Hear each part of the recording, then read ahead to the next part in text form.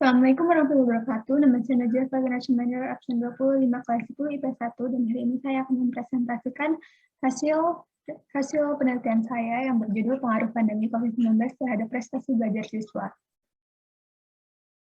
Latar belakang. Pada akhir 2019 lalu, dunia digemparkan oleh kebaraan dan virus corona yang melanda dunia, tak terkecuali Indonesia. Adanya virus corona di Indonesia memberikan dampak positif dan negatif terhadap negara. Korban yang terpapar virus ini jumlahnya menjadi tidak terkendali. Hal ini mengharuskan pemerintah untuk mengambil tindakan yang dapat mengurangi kesabaran virus corona. Salah satunya adalah dengan memperlakukan PSBB atau pembatasan sosial berskala besar sejak bulan Maret 2020 lalu. Salah satu pengaruh dari kebijakan PSBB adalah diterapkannya PJJ atau pembelajaran jarak jauh bagi seluruh pelajar di Indonesia. Penerapan PJJ ini dianggap tidak efektif oleh guru, siswa, maupun para orang tua. Nyatanya hal ini menimbulkan pro dan kontra di kalangan siswa. Ada yang senang kalau dapat bangun siang setiap hari, tidak perlu jauh-jauh ke sekolah, dan dapat mencontek dengan mudah. Ada pula yang malah merasa sengsara karena tidak memiliki alat penunjang PJJ seperti HP dan kuota, sehingga tidak bisa mengikuti PJJ secara maksimal atau merasa kurang sosialisasi dengan temannya sehingga merasa bosan. Saat pembelajaran tatap muka seperti biasanya, para siswa diawasi perilakunya secara langsung oleh guru dan dapat bertanya kepada guru atau teman secara langsung jika ada yang dibingungkan.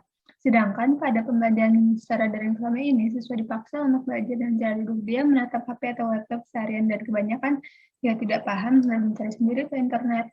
Ternyata banyak siswa yang mengaku bahwa nilainya di saat pembelajaran secara langsung dan pembelajaran jarak jauh lumayan berbeda.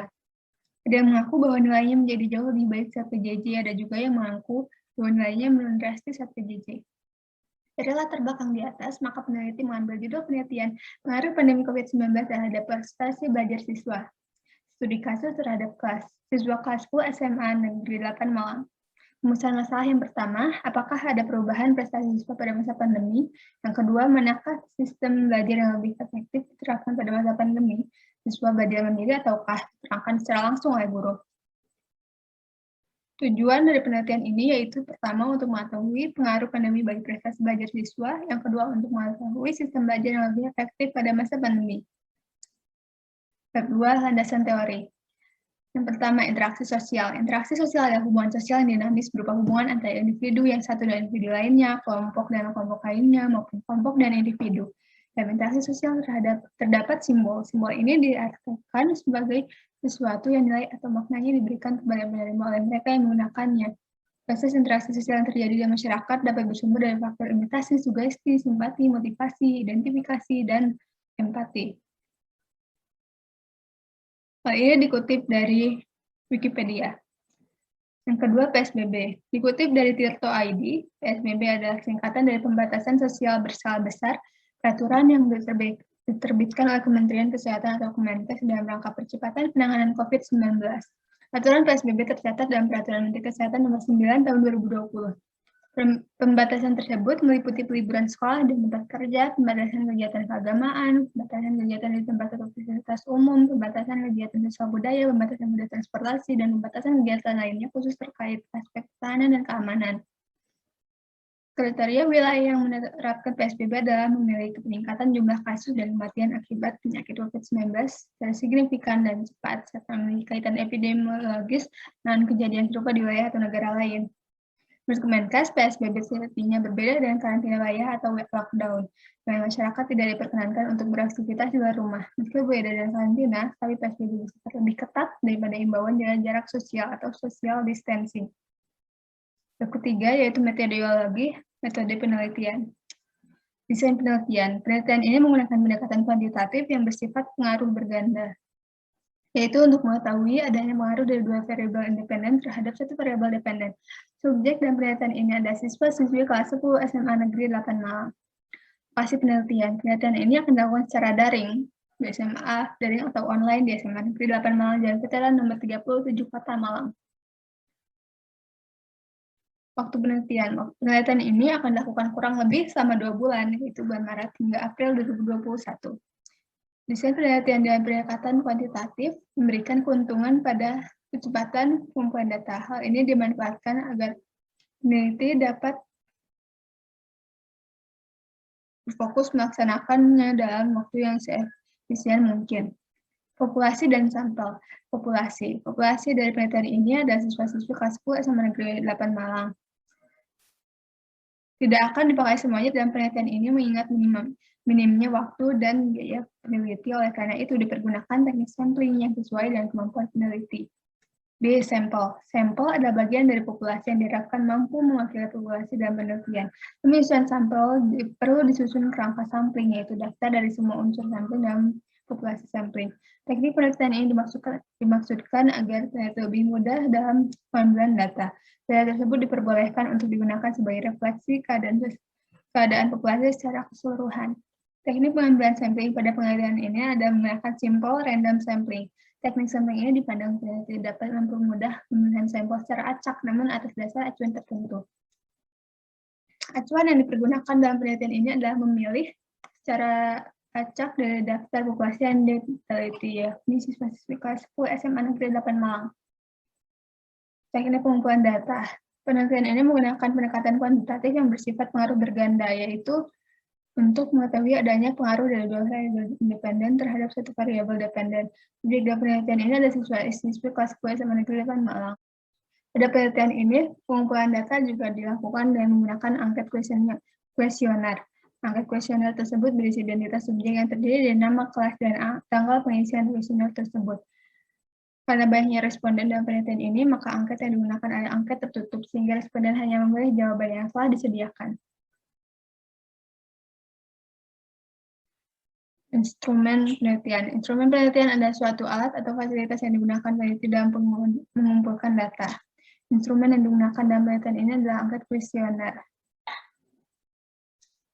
Tujuan dari pembuatan angket kuesioner ini adalah untuk memperoleh informasi yang relevan dan reliabilitas dan validitas tinggi mungkin, serta memperoleh informasi yang relevan. Teknik analisis data. Dalam penelitian kuantitatif, kegiatan analisis data terbagi menjadi dua, yakni kegiatan mendeskripsikan data dan melakukan uji statistik atau inferensi. Bab 4, pembahasan.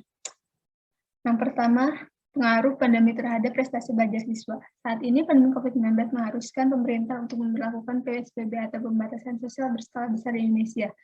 Hal ini menjadi penyebab berubahnya keberlangsungan kegiatan belajar mengajar yang tadinya dilakukan secara langsung atau tatap muka menjadi kegiatan pembelajaran jarak jauh atau PJJ.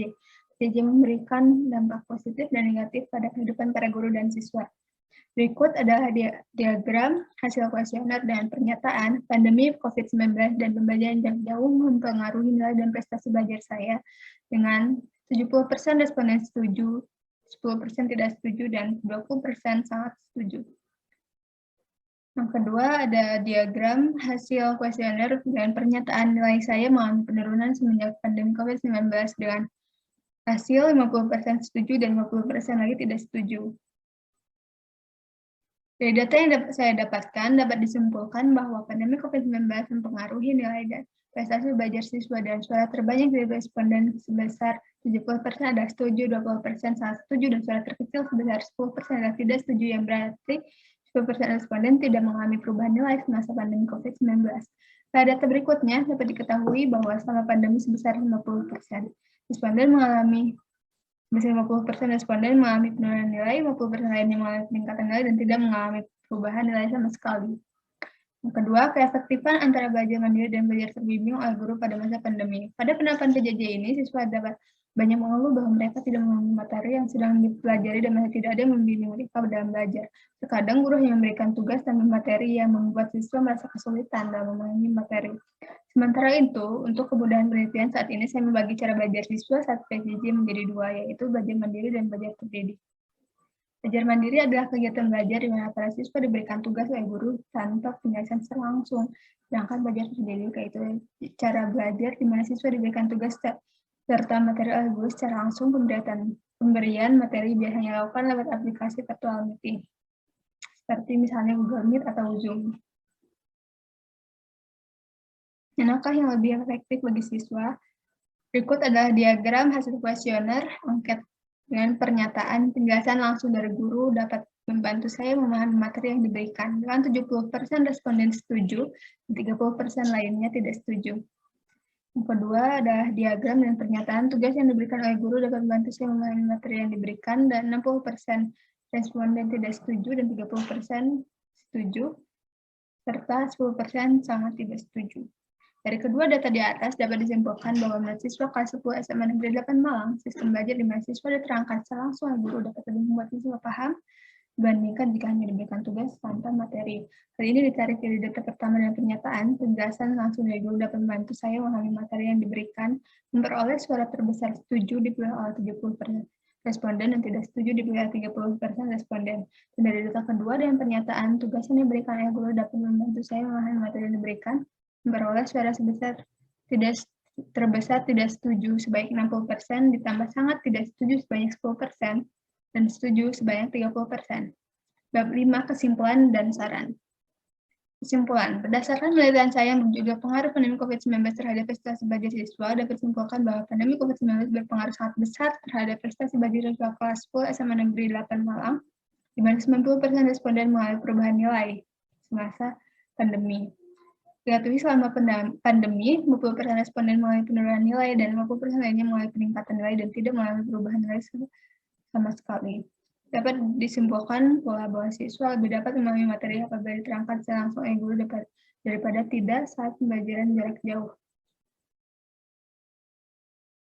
Kedua, saran yang dapat saya ajukan yaitu untuk masa pandemi seperti ini, guru diharapkan dapat menerangkan materi kepada siswa secara langsung lewat virtual meeting atau video pembelajaran. Selain ini saya tarik dari data berupa angka di mana pernyataan berupa penjelasan langsung oleh guru membantu saya memahami materi yang dijelaskan, memperoleh suara setuju sebanyak 70%. Lebih banyak dibandingkan pernyataan tugas yang diberikan oleh guru dapat membantu saya memahami materi yang diberikan dan suara setuju sebanyak 30%. Sekian hasil penelitian saya yang berjudul Pengaruh Pandemi COVID-19 terhadap prestasi belajar siswa. Jika ada salah saya minta maaf. Wassalamualaikum warahmatullahi wabarakatuh.